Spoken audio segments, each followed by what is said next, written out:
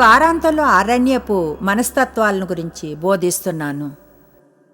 తప్పైన mind sets ఉండడం వలన అరణ్యంలో ఉండాల్సి వస్తుంది. చాలా కాలం వరకు అసలైతే వాగ్దత్త భూమిలో ఉండాలి మనం. ఎవరైనా ఉన్నారా వాగ్దానాల గురించి మాట్లాడ అలసిపోయిన వారు?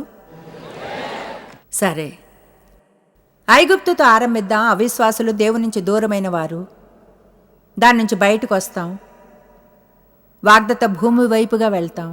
అందరూ అరణ్యంలో నుండి కొంచెంగా వెళ్తారు. ఆ అరణ్యపు ట్రిప్ శరీరానికి సంబంధించింది, అది మీ ప్రాణాల్లో నివసించడానికి సంబంధించింది. రక్షించబడిన వారు తిరిగి పుట్టించబడలేరు. అయితే రక్షణగాని పొందితే క్రీస్తులో తిరిగి జన్మించబడతారు, లేదా క్రీస్తులో నూతనీకరించబడ్డం. అయినా ఇంకా శరీరానుసారంగానే ఉండవచ్చును.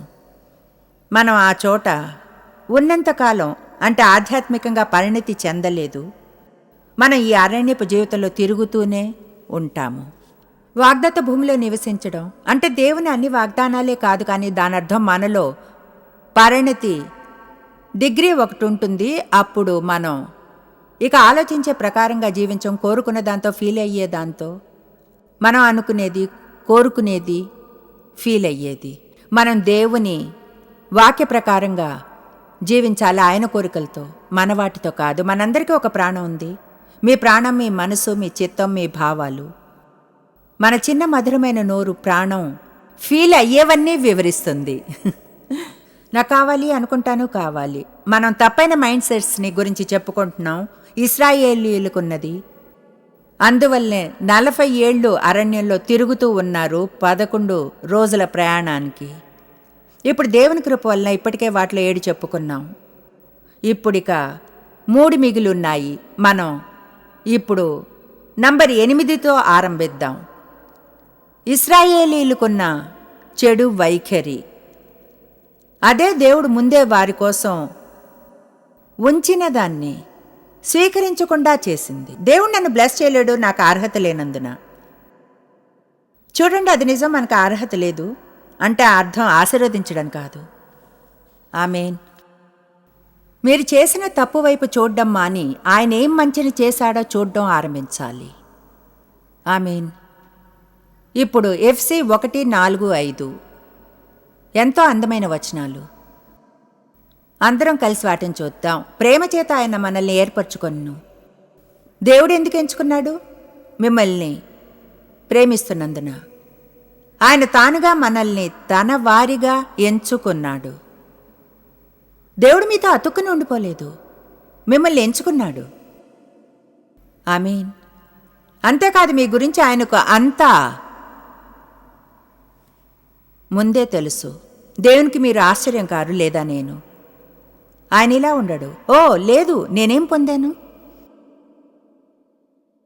తన వారిగా ఎంచుకున్నాడు. యేసుక్రీస్తు ద్వారా జగత్తు పునాది వేయబడక మునిపే మనము తన ఎదుట పరిశుద్ధలమును నిర్దోషులమునై ఉండవలనని మనల్ని ముందుగా తన కోసము ప్రేమ చేత ఏర్పరచు కొనేను.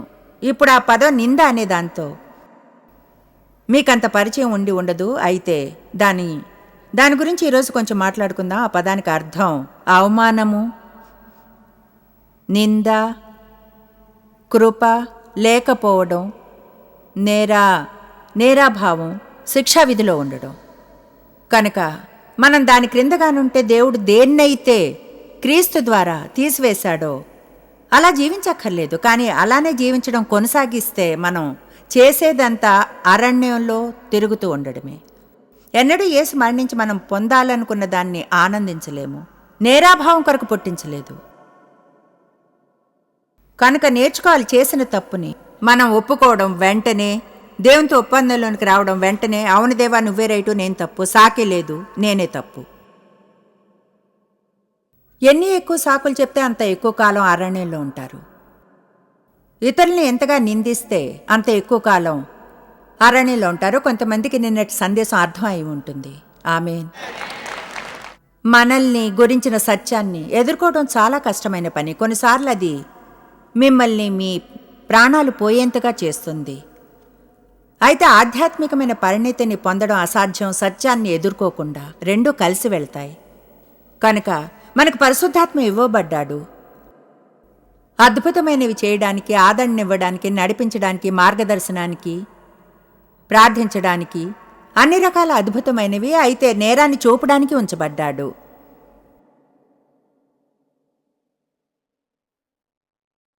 అంటే దాని అర్థం మనకు సున్నితమైన మృదువైన ఆత్మసాక్షి ఉండాలి. పరిశుద్ధాత్మ స్వరం పట్ల మనం కఠినత్వాన్ని తెచ్చుకోకూడదు. మీరేదో తప్పు చేశారని, నేరాన్ని చూపడం జరిగిందని ఫీల్ అయిన క్షణమే, లేదా మంచిని చేయడం లేదన్నది వెంటనే దేవుణ్ణి క్షమించమని అడగాలి. పశ్చాత్తాపడడం అంటే వెనక్కి తిరిగి మరొక దిశలో వెళ్ళడం. అంటే చేసిన దానికి మీరు ఫీల్ అవడమే కాదు, కానీ ముందుకు సాగి మళ్ళీ మళ్ళీ చేయడం. దాని అర్థం ఇష్టపడుతున్నారు దేవుని సహాయంతో దానికి దూరంగా వెళ్ళడానికి. సారీ ఫీల్ అవుతారు, పశ్చాత్తాపం, బాహ్యంగా దాని గురించి చెప్తారు. అప్పుడు ఏం చేయకూడదంటే గిల్టీగా ఉండి నేరాభావం ఫీల్ కాకూడదు. అలాగని చేస్తే మనం అక్షరాల దేవునికి విలువలేని వారం అవుతాం. మనం ధైర్యంగా ఉండాలంటాడు. ఆయనలో ఎవరమో తెలుసుకుని ధైర్యమైన ప్రార్థనలు చేయడం, విశ్వాసంతో ఆశీర్వదించమని అడగడం, లోకంలో ఉండడానికి కావలసినవన్నిటితోనూ నింపమని, ప్రకాశించే వెలుగులా ఉండడానికి. ఎంతమందికి మీ జీవితంలో అనుభవం ఉంది నేరాభావంతో? నేను ధైర్యంగా చెప్పగలను ఏమనంటే బహుశా చాలామందికి ఇంకా అదే పెద్ద సమస్యని మీ జీవితంలో. నాకు తెలిసి నా జీవితంలో నాకు అది పెద్ద సమస్యగా ఉండేది చాలా కాలం. ఎంతో కృతజ్ఞరాలని దేవుడు దాని నుంచి మనల్ని దాటిస్తాడని చెప్పడానికి. నిజంగా నేను ఇప్పుడు అది ఎప్పుడో కానీ అనుభవించను. ఎందుకంటే దేవునితో ఏకీభవిస్తాను, పశ్చాత్తాపడతాను, పరిశుద్ధాత్మని దుఃఖపరిచేది ఏమైనా చేసినప్పుడు బాధపడతాను. అయితే నాకు తెలుసని తెలుసు దేవుడు నేను తలెత్తుకుని పరిగెత్తాలని అనుకుంటాడని. పూర్ణ శక్తితో నేను స్వయం జాలితో మూలుగుతూ తిరగాలని అనుకోడు. నాపై నేను జాలి పడుతూ చూడండి, నేనెంత చెడుగా ఉన్నానన్న దాని గురించి ఆలోచిస్తూ నేనేం మంచిదాన్ని కానని, ఎన్నడూ ఏ మంచిని చేయలేనని, ఫలానా. కనుక టైం వేస్ట్ చేయకండి అలాంటివి చేస్తూ. ఎందుకంటే మీ కొరకు అది దేవుని చిత్తం కాదు. ఆమేన్. ముందుకు సాగి మిగతా వచనాన్ని చూద్దాం, ఎందుకంటే దాన్ని పూర్తిగా చూడాలి. తన చిత్త ప్రకారమైన దయాసంకల్పం చొప్పన యేసుక్రీస్తు ద్వారా తనకు కుమారులనుగా స్వీకరించుటకై మనల్ని ముందుగా తన కోసము నిర్ణయించుకొన్ను. నాకు యాంప్లిఫైడ్ అంటే ఇష్టం. ఆయన ఇదంతా ఎందుకు చేశాడో చెప్తుంది. అది ఆయనకు ప్రీతికరమైంది, ఆయన దయావరం. లేదా స్పష్టంగా చెప్పాలంటే ఆయన ప్రేమిస్తాడు, ప్రేమించాలనుకున్నందున. నేను చేసేదాంతో ఆయనకి ఏ సంబంధం లేదు. మీరు చేసేదాంతో, మీరు ఆయన్ని రక్షకునిగా స్వీకరించడానికి ముందే ప్రేమించాడు. మీరు అనుకోవడానికి ముందే, మనం పాపకూపంలో ఉన్నప్పుడే ఆయన ప్రేమించాడు. ఆయన ఇంకా ప్రేమిస్తాడు. మనం ఆయనకి దూరంగా వెళ్ళినా, ఐగుప్తుకి తిరిగి వెళ్ళినా ప్రేమిస్తాడు. కనుక ఆయన తనతో సంబంధానికి పిలుపునిచ్చాడు. ప్రేమిస్తున్నందున ఆయన మంచివాడు కనుక, దయాళుడు కనుక ఆయన వద్ద ఎన్నో ఆశీర్వాదాలు ఉన్నాయి మన కొరకు. ప్రేమిస్తున్నందున మంచివాడు కనుక, దయాళుడు కనుక మనం అక్కడ ఆరంభించాలి. ఇప్పుడు దాని అర్థం మనం అదే పాత జీవితాన్ని జీవించి, శరీరానుసారంగా కోరుకున్నట్లు జీవించి దేవుని ఆశీర్వాదాలను అనుభవించలేం. అంటే ప్రేమించడానికి కాదు, ప్రేమిస్తాడు. ఎందుకంటే ఆయన ప్రేమ షరతులు లేనిది, సదాకాలం ఉండేది. ముందుగా ఒక గట్టి పునాదిని కానీ వేసుకుంటే దేవుడు ఎంతగా ప్రేమిస్తున్నాడన్నది అప్పుడు నిజంగా పోరాడతాం మంచిని చేయడానికి. మనల్ని ఆయన ప్రేమించడానికి కాదు, కానీ ఆయన ఉచిత వరంగా మనకు ఇచ్చిన గొప్ప ప్రేమకు ప్రతిఫలంగా ఆయన మనల్ని ముందు ప్రేమించినందుకు ప్రేమిస్తున్నాం. ప్రతిరోజు నేను లేచి పరిశుద్ధాత్మతో పనిచేస్తాను. దేవుణ్ణి ప్రీతిపరచడానికి, వాక్యాన్ని చదివేది దేవుణ్ణి ప్రీతిపరచడానికి, మంచినే చేయాలనుకుంటాను. మీరు ఇక్కడున్నది దేవుణ్ణి ప్రేమిస్తున్నందునే. ఎవరైతే ప్రజలు ఒక సాకును వెతుకుతున్నారో చిత్తడి జీవితాన్ని జీవించడానికి, పాపపు జీవితాన్ని, వాళ్ళ శనివారం నాడు ఇటువంటి సభలకు రాకండి. మీరు ఇక్కడ దేవుణ్ణి ప్రేమిస్తున్నందున ఉన్నారు. ఏది మంచో దాన్ని చేయాలి అనుకుంటున్నారు. అయితే ఎన్నడూ మర్చిపోకండి, దేవుని ప్రేమను ఎక్కువగా పొందలేరని మంచిని చేయడం వల్లనే. మీకు దేవుని ప్రేమ గురించి అంతా తెలుసు, అది ఇవ్వడం అని. మీకు అది తెలిసినప్పుడు, అది ఎంత ఆశ్చర్యకరమో తెలుసుకున్నప్పుడు, దేవుడు ప్రేమిస్తున్నాడని గుర్తించినప్పుడు ఎంతగా అర్హులు కారో, అప్పుడు బహుశా మనం ప్రతిస్పందనగా దేవుడు మన కొరకు చేసిన అద్భుతం నుంచి మంచిని చేయాలని అనుకుంటాం. అది శరీర కార్యం కావదో, లేదా తప్పదన్నట్లో, లేదా ఏదో దేవునికి అప్పున్నట్లు ఫీల్ అయిందో దాన్ని మనం చేయాలి అనుకుంటాం. ఆమేన్. కనుక కొన్నిసార్లు పోరాడాలి మీ మార్గం కొరకు సాతాను చెప్పే అబద్ధాల నుండి. మీరు దేవుని ఆశీర్వాదాలను వదులుకోలేరని, ఎందుకంటే మీరు ఇది చేశారు, ఇది ఇది ఇది ఇది ఇది. పాయింట్ ఏమిటంటే, మీరు గాని వెనక్కి తిరిగితే, క్రీస్తుని స్వీకరిస్తే, లేదా ఈరోజు ఇక్కడ ఉన్నా మీరు అత్యంత లోతైన గుంటలో ఉన్నారు, ఊహించలేనంతగా పాపపు జీవితాన్ని జీవించారు దేవునికి దూరంగా. అయితే ఈరోజు మీరు వెనక్కి తిరిగి కొత్త దిశలో వెళ్ళాలనుకుంటే, నేను ఇప్పుడు చెప్పేవన్నీ కూడా పొందగలరు. ఈరోజే మీరు గతంలో ఏం చేసినా పర్వాలేదు, మీరు కానీ దేవుణ్ణి మార్చనివ్వడానికి ఇష్టపడితే, ఒకవేళ ఇష్టపడితే దేవుడు మార్చడానికి.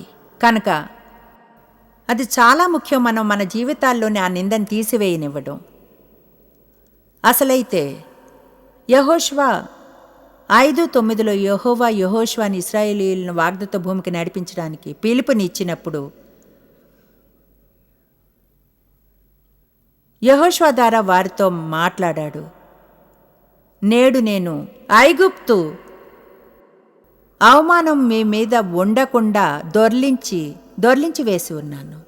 అది వారితో వాళ్ళు లోపలికి వెళ్ళి మొదటి పట్టణాన్ని జయించడానికి ముందు చెప్పాడు. విజయం పొందుతారు, మీలో విజయపు ఆత్మ ఉండదు. ఒకవేళ నేరాభావంతో శిక్షావిధి క్రింద ఉండి ఎల్లప్పుడూ మీ గురించి చెడుగా ఫీల్ అవుతుంటే, మీ గురించి చెడుగా మాట్లాడకండి. నేనన్నాను, మీ గురించి చెడుగా మాట్లాడకండి. మీ గురించి మిమ్మల్ని నీచపరిచే మాటలు చెప్పకండి. మీ మాటలు శక్తివంతమైనవి. ఇప్పుడు సైంటిఫిక్గా నిరూపించబడింది కూడా. మీరు విన్నదాన్ని ఎక్కువ నమ్ముతారని, మీరుగా చెప్పే వాటిని ఇతరులు చెప్పే వాటికన్నా ఈ వారాంతంలో చెప్పేది నమ్ముతారనుకుంటాను. అయితే ఇంటికి వెళ్ళి మరో 10 పాయింట్లు తీసుకుని వారాంతంలో నేర్చుకున్నవి వాటిని మీ దైనందిక ఒప్పుదలలోనికి తెచ్చి ఇలా అనడం ఆరంభించండి. నేను క్రీస్తులో దేవుని నీతిని. దేవుడు నన్ను ప్రేమిస్తున్నాడు. నాకు ఆ అర్హత లేదు, అది దాన్నింకా బాగా చేస్తుంది. దేవుడు నన్ను ప్రేమిస్తున్నాడు. నేను నా జీవితాన్ని శిక్షావిధి క్రింద జీవించడానికి వెచ్చించను, నేరాభావంలో. ఎందుకంటే ఇప్పుడు క్రీస్తు యేసులో ఉన్న వారికి శిక్షావిధి అనేది లేనే లేదు. దేవుడంటే ప్రేమ. ఉండవలసిన చోట లేను, కానీ థ్యాంక్ గాడ్ గతంలో ఉన్న చోట లేను.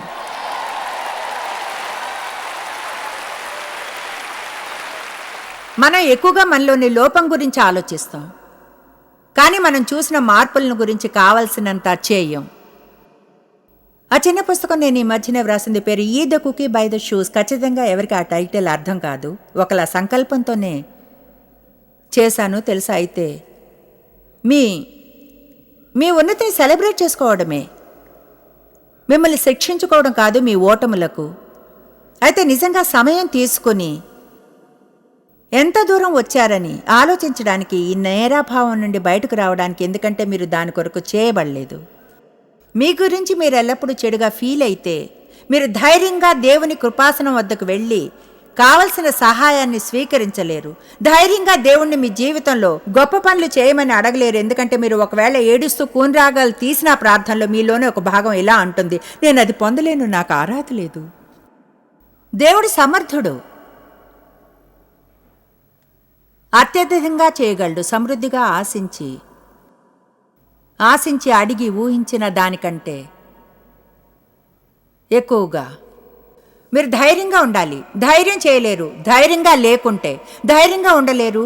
ఒకవేళ మీ నిండా మీ గురించి ఇలాంటి చెడు ఆలోచనలు గాని ఉంటే. ఇశ్రాయేలీయులకు చెడు మనస్తత్వం ఉండేది. దేవుడు ఆశీర్వదించడు, నాకు అర్హత లేదు కనుక. మరొకసారి అపాది అలా అన్నప్పుడు, చూడు దేవుడు ఆశీర్వదించడు నీకు అర్హత లేనందున. మీరు ఇలా అనాలి, నాకు గుర్తు చేసినందుకు థ్యాంక్స్, నాకు అర్హత లేదని. పొందే ఆశీర్వాదాన్ని మరింత ఉత్సాహంగా ఉండేలా చేస్తుంది. నిజాయితీగా మీకు చెప్తాను, మీరు కానీ నిజంగా ఎక్కువ సమయం నేరాభావంలో చెడుగా ఫీల్ అవుతూ గడిపితే చిన్న పోరాటాన్ని చేయాలి. విశ్వాసపు పోరాటాన్ని పోరాడాలి. అంటే నాకు తెలుసు, ఇంట్లో అరుస్తుండేదాన్ని ఒంటరిగా ఉన్నప్పుడు నోరు మొయ్యి అపవాది. నీకు ముందే చెప్పాను నా జీవితాన్ని ఆనందిస్తాను అని. మీరు తీర్మానించుకోవాలి, మీరు ఎన్నటికీ యేసు మరణించి మీరు పొందాలనుకున్నది పొందలేరు అని. నా జీవితంలో దేవుని ఆశీర్వాదం లేకుండా నేను వెళ్ళను అసలు. ఇప్పుడు ఎవరైనా అనుకోవచ్చు, చూడు తెలుసా అలా ప్రవర్తించకుండా ఉండేలా జాగ్రత్త పడాలి. చూడండి, అసలైతే నేను చెప్పగలను అది తప్పని. దేవునికి అది ఇష్టం, దాన్ని వెళ్ళనివ్వడానికి తిరస్కరిస్తే. నాకు తెలియదు నేను ఇది చెప్పినప్పుడు ఇక్కడ ఉన్నారో లేదో. అయితే కొన్ని రోజుల క్రితం దేవుడు చెప్పాడు, నువ్వు ఆత్మలో పిట్బుల్లా ఉండాలి. స్థిరంగా ఉండి చెప్పండి, నేను వెళ్ళనివ్వను. ఆల్ రైట్, ఇప్పుడు మనం ఆదికాండం 32 చూద్దాం, యాకోబుని చూద్దాం. నేను చెప్పేదాని గురించి చూస్తారు. యాకోబు మీకు గుర్తుండవచ్చు, తన సహోదరుడైన ఏసావును మోసం చేశాడు. జ్యేష్ఠ కుమారుడు పొందవలసిన ఆశీర్వాదాన్ని తీసుకుని అతను ఆ పన్ని అబద్ధం చెప్పి తన ముసలి అంధుడైన తండ్రిని మోసం చేశాడు యుక్తిగా. ఏసావులా నటిస్తూ కాకున్నా చివరికి అతను ఏసావుకు చెందవలసిన దాన్ని తాంత్రికంగా దొంగిలించాడు. అందుకని ఎన్నో ఏళ్ళు భయంలో గడిపాడు, పారిపోతూ దాక్కుంటూ లోపల చెడుగా ఫీల్ అవుతూ. ఎల్లప్పుడూ ఏదో ఒక రోజున ఏసావు అతన్ని పట్టుకుంటాడని అది అతనికి మర్మంగానే ఉంది. చివరికి అతను అలసిపోయాడు. మీకో విషయం చెప్పనా, దేవుడు మన జీవితాల్లో ఏమీ మార్చలేడు తప్పు మార్గంలో జీవిస్తూ అలసిపోయేంత వరకు. ఏం చెప్పానో విన్నారా? దేవుడు మన జీవితాల్లో ఏమీ మార్చలేడు మనం అలసిపోయేంత వరకు. విసిగి అలసిపోవడంతో విసిగి అలవనంత వరకు ఏమీ మారేట్లు ఉండదు. మీరు పరిశుద్ధాత్మ తీర్మానం లాంటిది తీసుకుని చెప్పాలి, నేనిక నేరాభావంలో బ్రతకను, వేటికైతే పశ్చాత్తాపడ్డానో వాటి కొరకు. ఏమిటో తెలుసా, నాకు గిల్ట్తో సమస్య ఉండేది. తప్పుగా ఫీల్ కాకుంటే మంచిగా ఫీల్ అయ్యేదాన్ని కాదు. అదే సత్యం. నాకు గుర్తుంది ఆ రోజులు ఎంత భయంకరమైనవో. ఎప్పుడు ఏదో చిన్న విషయం, చిన్నని ఏదో స్వరం, నువ్వు విధి చేయలేదు, కావలసినంత చదవలేదు, ప్రార్థించలేదు, ఉదయం ఏం చదివావు గుర్తుండదు, దేవుపై చెరచెరలాడావు, నువ్వు ఇది నువ్వది, నువ్వు మరింకా ఏదో అంటే చూడండి, ఎప్పుడూ పశ్చాత్తాపడేదాన్ని చేసిన తప్పుకి. అయితే ఏదో ఒకలా నేను రెండవ భాగాన్ని మిస్ చేశాను, విశ్వాసంతో స్వీకరించడాన్ని. అంటే ఇలా అనవచ్చు, క్షమించబడ్డానని తెలుసు, అయితే నా భావాలకి నాపై అధికారం ఇచ్చేదాన్ని. మీరు తెలుసుకోవాలి, మీ భావాలు మీకు అబద్ధం చెప్తాయని, మీరింకా నేరాభావంలో ఉన్నారని చెప్తాయి. అసలైతే దేవుని ముందు మీరు అసలు అలా ఉండరు. మీరు అనవచ్చు, ఎలా జయించాలి? మీరు గట్టిగా అపవాదితో మాట్లాడి అతను చెప్పాలి, ఎలా ఫీల్ అయ్యేలా చేసినా అనవసరం, క్షమించబడ్డానని తెలుసు. నాకు తెలీదు అనవసరం ఎలా ఫీల్ అయ్యేలా చేసినా, నాకు తెలుసు క్షమించబడ్డానని తెలుసు. ప్రాక్టీస్ చేద్దామా? నాకు అనవసరం అపవాది ఎలా ఫీల్ అయ్యేలా చేసినా, నాకు తెలుసు నేను క్షమించబడ్డాను అని. ఆమేన్. సరే, యాకోబు చివరికి అలసిపోయాడు. అలా జీవించడంతో అలసిపోయాడు. ఎంతగా విసిగిపోయాడంటే అతనికి ఉన్నదంతా వదిలేశాడు. తన కుటుంబాన్ని రేవుకు ఒక వైపున ఉంచి అతను రేవుని దాటి వెళ్ళాడు. అంతటినీ వెనుక వదిలేసి దేవునితో కుస్తీ పట్టడానికి వెళ్ళాడు. కొన్నిసార్లు ఉండడానికి అదెంతో శక్తివంతమైన చోట. ఆ వచనాన్ని చూద్దాం. యాకోబు ఒక్కడు మిగిలిపోయిన ఒక నరుడు, క్యాపిటల్ నా, తెల్లవారు వరకు అతనితో పెనుగులాడెను. దేవునికి మనకి మధ్య ఉన్న కుస్తీ మ్యాచ్ ఏమిటి? అది ఆయన తన విధానంలో తీర్మానించడం, మనం మన విధానంలో. తాను యాకోబుని గెలువుకుండేట చూచి వేరుగా చెప్పాలంటే, దేవుని దూత యాకోబు వదలకుండా స్థిరంగా ఉండడాన్ని చూసి తాను అతని గెలువుకుండేట చూచి తొడగూటి మీద అతన్ని కొట్టెను. అప్పుడతడు ఆయనతో పెనుగులాడుట వలన యాకోబు తొడగూడు వసిల్ను. ఇప్పుడు అదంతా దేని గురించి? ఆయన యాకోబుని కొంచెం అవుటివాన్గా చేశాడు. అలా చేయడం మంచిదే, ఎందుకంటే ఎప్పుడు కొంచెం గుర్తు చేస్తూ ఉంటుంది. దేని నుంచి బయటకు వచ్చాడో, తిరిగి ఎక్కడికి వెళ్ళాలనుకున్నాడో, దేవుని చిత్తంలో కానీ ఉండకుంటే. ఇప్పుడు మిగతా చూద్దాం. అప్పుడు అతడు అన్నాడు, నాకు అది ఇష్టం. యాకోబుతో పెనుగులాడుతున్న దేవుని దూత అన్నాడు, నన్ను పోనిమ్ము, నన్ను పోనిమ్ము. తెల్లవారుచున్నది కనుక అందుకు యాకోబు, నీవు నన్ను ఆశీర్వదించితేనే గాని నిన్ను పోనివ్వను అనెను.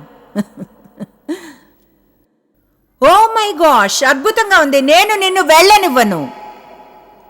అవును, వెళ్ళనివ్వను. నేను వదిలిపెట్టను.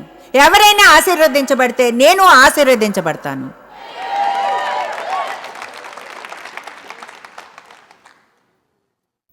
వద్దు, అలాంటి కుంటి మూలిగే. బహుశా అది నా కొరకు కాదనుకుంటాను.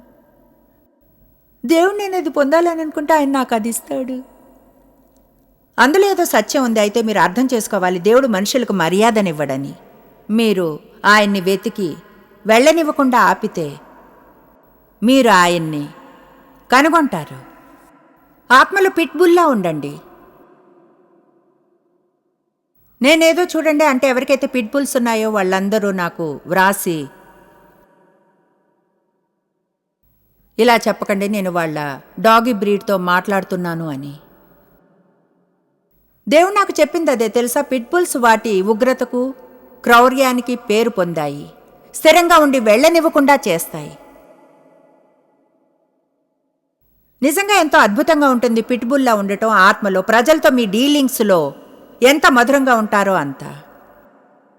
నాకది గతంలో ఉండేది. శరీరంలో పిట్బుల్లా ఉండేదాన్ని, ఆత్మలో కుంటిదానిలా.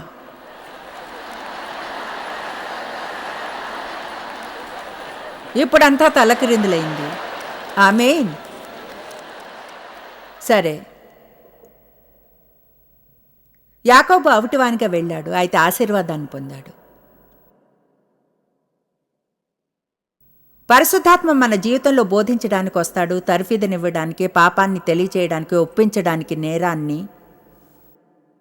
తర్వాత పాయింట్కి వెళ్లే ముందు మిమ్మల్ని ప్రోత్సాహపరచాలనుంది. పూర్తిగా తిరస్కరించాలని, నేరాభావంతో జీవించడానికి, అవమానంతో.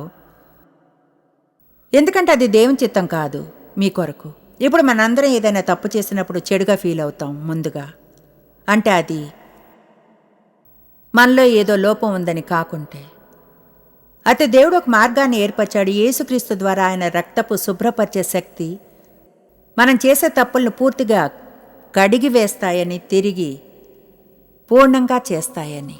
నాకు ఇష్టం బైబిల్ చెప్పేది, పరిశుద్ధాత్మ కూర్చుని ఉంటాడని, యేసు తండ్రి కుడి పార్శ్వంన కూర్చుని ఉంటాడని, నిత్యం మన కొరకు మధ్యస్థం చేస్తూ. నేను తెలుసుకున్నాను బహుశా ఆయన ఇలా నిరంతరం చేస్తాడని, ఎందుకంటే నాకు అది నిరంతరం కావాలి.